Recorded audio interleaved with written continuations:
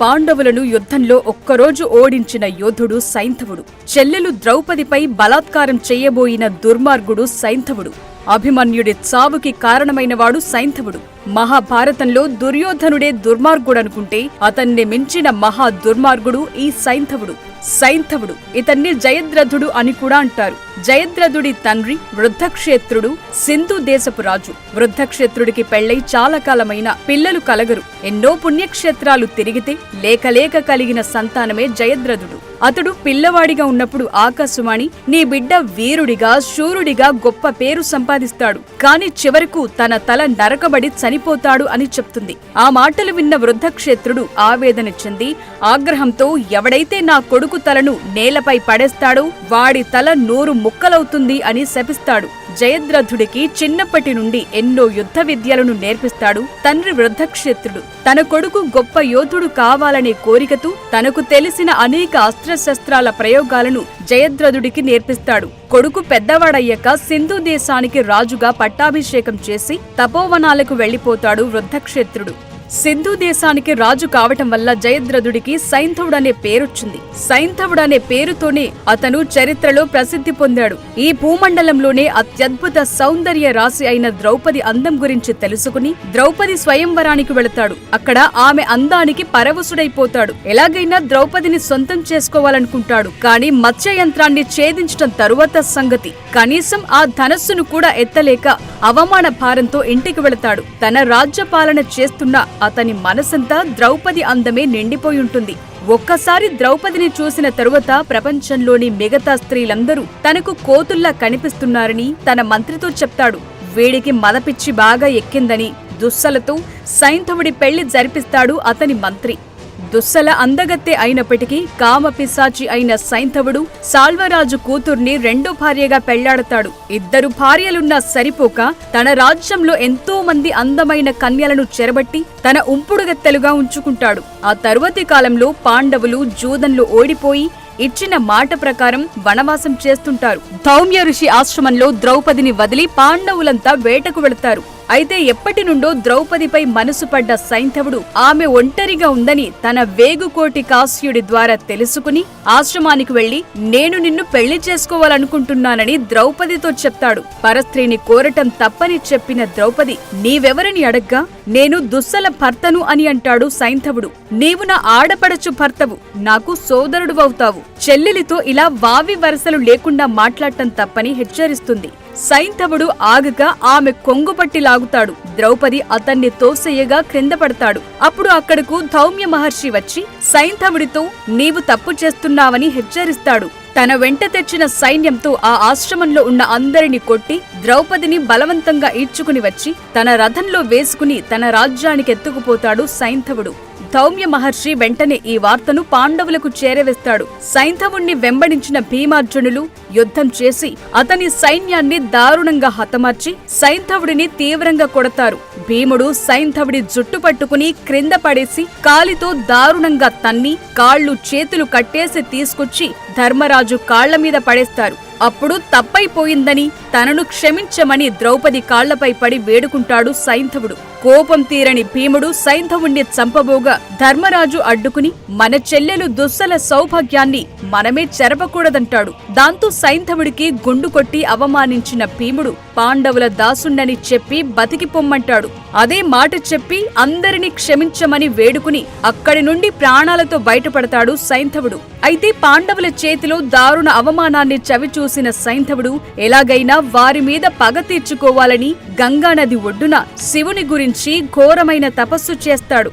అతని తపస్సుకు మెచ్చిన మహాశివుడు ప్రత్యక్షమై ఏం కావాలని కోరగా పాండవులను సంహరించేలా వరమిమ్మని కోరతాడు సైంధవుడు. అది అసాధ్యం, కావాలంటే ఒక్కరోజు మాత్రం అర్జునుడిని తప్ప మిగిలిన వాళ్లను యుద్ధంలో అడ్డగిస్తావని చెప్తాడు పరమశివుడు. అహంకారంతో ఆ అవకాశం చాలనుకున్నాడు సైంధవుడు. మహాభారత యుద్ధం ప్రారంభానికి ముందు సైంధవుడు తనకున్న 2 అక్షౌహిణుల సైన్యంతో తన బావ దుర్యోధనుడి పక్షంలో చేరతాడు.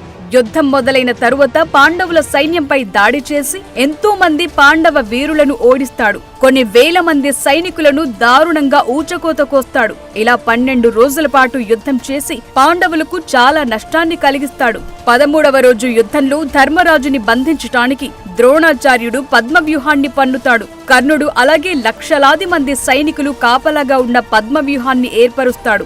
సంసప్తకులతో యుద్ధం చేయటానికి యుద్ధభూమికి మరోవైపునకు అర్జునుడు వెళ్లిపోతాడు. వారితో యుద్ధంలో నిమగ్నమై ఉండడంతో అర్జునుడిని పద్మవ్యూహ ఛేదనకు పిలిచే వీలు లేకపోయింది.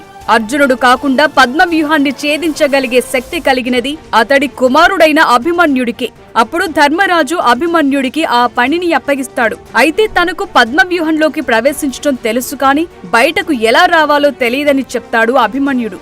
అప్పుడు ధర్మరాజు, ముందు నీవు వెళ్ళు, నిన్ను అనుసరించి మేమొస్తాం, నీకేదైనా జరిగితే మేము కాపాడతాము అంటాడు. అప్పుడు అభిమన్యుడు తన రథసారథి సుమిత్రతో రథాన్ని పద్మవ్యూహంలోకి నడపమని ఆజ్ఞాపించగా పాండవులు అతన్ని అనుసరిస్తారు. అప్పుడు కౌరవ సైనికులు అభిమన్యుడిపై దాడి చేయగా వారిని ఎదుర్కొంటూ వారిపై రకరకాల అస్త్రాలను సంధిస్తూ పద్మవ్యూహంలోకి ప్రవేశిస్తాడు అభిమన్యుడు. అయితే అభిమన్యుడికి తోడుగా పద్మవ్యూహంలోకి వెళ్లే ముందు ప్రయత్నించిన పాండవులను వ్యూహద్వారం వద్ద సైంధవుడు అడ్డుకుంటాడు. మహాశివుడు తనకిచ్చిన వర ప్రభావంతో ధర్మరాజుపై అనేక అస్త్రాలను ప్రయోగించి అతన్ని తీవ్రంగా గాయపరుస్తాడు సైంధవుడు. వెంటనే భీముడు అక్కడకొచ్చి ధర్మరాజుని రక్షిస్తాడు. తరువాత భీముడికి సైంధవుడికి మధ్య యుద్ధం భయంకరంగా జరుగుతుంది. ఇంతకు ముందు ఒకసారి సైంధవుడిని దారుణంగా కొట్టిన భీముడు, నా చేతిలో ఈ సైంధవుడెంత బచ్చగాడు, ఈ రోజు వీణ్ణి చంపేస్తానని కోపంతో యుద్ధానికి దిగిన భీముడికి ఆ తరువాత గాని తత్వం బోధపడలేదు. సైంధవుడు తన గదతో భీముడిని దారుణంగా కొడతాడు. దెబ్బలు తట్టుకోలేని భీముడు గదను పారేసి చేతులతో సైంధవుడిపై పిడిగుద్దులు గుద్దబోగా వాటిని తప్పించుకున్న సైంధవుడు తన పిడికిలితో భీముడి ముక్కు ముఖం మీద దారుణంగా పిడిగుద్దులు గుద్దుతాడు. ఇద్దరు కొన్ని గంటల పాటు ఒకరికొకరు తగ్గకుండా పోరాడతారు. చివరకు సైంధవుడు కొట్టే దెబ్బలు తట్టుకోలేక అక్కడ్నుండి దూరంగా పారిపోతాడు భీముడు. అంత పెద్ద బలశాలి భీముడు కూడా సైంధవుడిని తట్టుకోలేక పారిపోవటాన్ని చూసిన ధర్మరాజు సైతం సైంధవుడి శక్తికి ఆశ్చర్యపోతాడు. అప్పుడు నకుల సహదేవులు తమ కత్తులతో సైంధవుడిపై యుద్ధానికి దిగుతారు. సైంధవుడు కూడా తన కత్తిని తీసుకుని నకులతోనూ సహదేవునితోనూ భయంకరంగా యుద్ధం చేస్తాడు. తన కత్తిని గిరగిరా తిప్పుతూ నకులుడిని తీవ్రంగా గాయపరిచిన సైంధవుడు సహదేవుడిని కూడా వదలకుండా అతనిపై ద్వంద్వ యుద్ధం చేసి పిడిగుద్దులు గుద్దుతాడు. చివరకు సహదేవుడి దెబ్బలు తట్టుకోలేక నకుల సహదేవులు అక్కడ్నుండి దూరంగా పారిపోతుంటారు. అప్పుడు సైంధవుడు తన రథంపైకెక్కి అనేక బాణాలను ప్రయోగించి నకుల సహదేవుల గుర్రాలను రథసారథులను చంపేస్తాడు. ఆ రోజు సైంధవుడు మండే అగ్నిగోళంలా పాండవ సైన్యంపై విరుచుకుపడతాడు. దొరికిన వాడిని దొరికినట్లు తన కత్తితో దారుణంగా పొడిచి చంపేస్తాడు. తన బాణాలతో పాండవ వీరులను సైతం తీవ్రంగా గాయపరుస్తాడు. సైంధవుడి బాణాల దాటిని తట్టుకోలేక పాండవుల సైన్యం హాహాకారాలు చేస్తూ ఈ రోజుకి బ్రతికుంటే చాలు అంటూ యుద్ధరంగంలో నుండి బయటకు పరుగులు తీయసాగారు. సైంధవుడి వీరోచిత పోరాటాన్ని దూరం నుండి చూస్తున్న భీముడు, వీడేనా ఒకప్పుడు తన చేతిలో దారుణంగా దెబ్బలు తిన్నవాడు, ఈ రోజేంటి ఇలా రెచ్చిపోయి యుద్ధం చేస్తున్నాడు అని ఆశ్చర్యపోతాడు. ఇంకోవైపు పద్మవ్యూహంలోకి ప్రవేశించిన అభిమన్యుడు ఒంటరివాడై వీరోచిత పోరాటం చేసి కౌరవ ప్రముఖుల మూకుమ్మడి దాడిలో ప్రాణాలు కోల్పోతాడు. తరువాత అభిమన్యుడి మరణానికి దుఃఖించిన అర్జునుడు చిన్నపిల్లాడిని పద్మవ్యూహంలోకి ఒంటరిగా ఎలా పంపించారని ధర్మరాజును నిందిస్తాడు. ఇదంతా సైంధవుడి వల్లే జరిగిందని, వాడే కనుక మమ్మల్ని అడ్డుకోకపోయుంటే మేమందరం పద్మవ్యూహంలోకి ప్రవేశించి అభిమన్యుడికి రక్షణగా ఉండేవాళ్లమని ధర్మరాజు చెప్తాడు. తన కొడుకు అభిమన్యుడి చావుకి కారణమైన సైంధవుణ్ణి రేపు సూర్యాస్తమయంలోపు చంపుతానని, ఒకవేళ చంపలేకపోతే అగ్నిప్రవేశం చేస్తానని శపథం చేస్తాడు అర్జునుడు. ఆ రాత్రి అర్జునుడి శపథం గురించి తెలుసుకున్న సైంధవుడు భయపడిపోయి, రేపు అర్జునుడు నన్ను తప్పకుండా చంపుతాడు, నేను యుద్ధం చెయ్యను, నా రాజ్యానికి తిరిగెళ్లిపోతాను అని దుర్యోధనుడికి చెప్పగా, బావా ఇప్పుడు నీవు వెళ్లిపోతే అర్జునుడికి భయపడి పిరికి పందల పారిపోయాడంటారు. నీకేం భయం లేదు, ద్రోణాచార్యుడు, కర్ణుడు, అశ్వత్థామ మొదలైన కౌరవ యోధులు నీకు అండగా ఉంటారు, నీకేం కానీయం, నన్ను నమ్ము అని అభయమిస్తాడు దుర్యోధనుడు. 14వ రోజు యుద్ధంలో సైంధవుడిని రక్షించడం కోసం ద్రోణుడు శకట వ్యూహాన్ని అమలు చేశాడు. అయినా అర్జునుడు ఆ వ్యూహాన్ని ఛేదించి లోపలికి ప్రవేశించి కౌరవ వీరులతో భయంకరంగా యుద్ధం చేస్తాడు. శృతయుద్ధుడు, విందాను విందులను అర్జునుడు దారుణంగా సంహరిస్తాడు. సైంధవుడి అన్వేషణలో అర్జునుడు ఒక అక్షౌహిణి కౌరవ సైన్యాన్ని తుదముట్టించాడు. కౌరవ సైన్యం సైంధవునికి రక్షణ కవచంగా నిలబడి అర్జునుడి కంటపడకుండా చూడసాగారు. ఎట్టకేలకు ఆ రోజు మధ్యాహ్నం తరువాత అర్జునుడు సైంధవుణ్ణి కనుగొన్నాడు. కాని అతడు కర్ణుడితో సహా కౌరవ యోధుల రక్షణలో ఉన్నాడు. వారందరినీ జయించి సైంధవుడిని సంహరించేందుకు సమయం సరిపోలేదు. సూర్యాస్తమయం కావస్తున్న సంగతి గ్రహించిన శ్రీకృష్ణుడు తన సుదర్శన చక్రాన్ని సూర్యునికి అడ్డుగా నిలిపి సూర్యాస్తమయం అయిపోయిందనే భ్రాంతిని కల్పించాడు. పొద్దుగూకిందని, యుద్ధం అయిపోయిందని సైంధవుడు సంతోషంతో నేను బ్రతికానంటూ ఎగురుకుంటూ కౌరవ యోధుల రక్షణ కవచం నుంచి బయటకొస్తాడు. వెంటనే శ్రీకృష్ణుడు తన సుదర్శన చక్రాన్ని ఉపసంహరించగా చీకటిపోయి ఎండ వస్తుంది. ఏం జరుగుతుందో అర్థం కాక సైంధవుడు ఆశ్చర్యంగా చూస్తుండగానే అప్పుడు శ్రీకృష్ణుడు అర్జున పాశుపతాస్త్రంతో సైంధవుడి తలను ఖండించి ఆ తలను అడవిలో తపస్సు చేస్తున్న అతని తండ్రి ఒడిలో పడేలా చెయ్యమంటాడు. అప్పుడు అర్జునుడు పాశుపతాస్త్రాన్ని ప్రయోగిస్తాడు. ఆ అస్త్రం సైంధవుడి తలను ఖండించి ఆ తలను అలాగే మోసుకెళ్లి అడవిలో తపస్సు చేస్తున్న వృద్ధక్షేత్రుడి ఒడిలో పడవేస్తుంది. తన ఒడిలో పడిన కొడుకు సైంధవుడి తలను చూసిన వృద్ధక్షేత్రుడు ఉలిక్కిపడి తన చేతులతో ఆ తలను తీసి క్రింద పడేస్తాడు. అంతే, వృద్ధక్షేత్రుడి తల 100 ముక్కలై పేలిపోయి మరణిస్తాడు.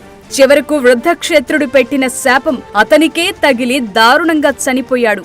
సైంధవుడు మరణించాక అతనికి దుస్సలకు పుట్టిన సురధుడు సింధు రాజ్యానికి రాజవుతాడు. ఇతను కురుక్షేత్ర యుద్ధంలో పాల్గొనలేదు. మహాభారత యుద్ధం ముగిసిన అనంతరం ధర్మరాజు అశ్వమేధ యాగం చేస్తాడు.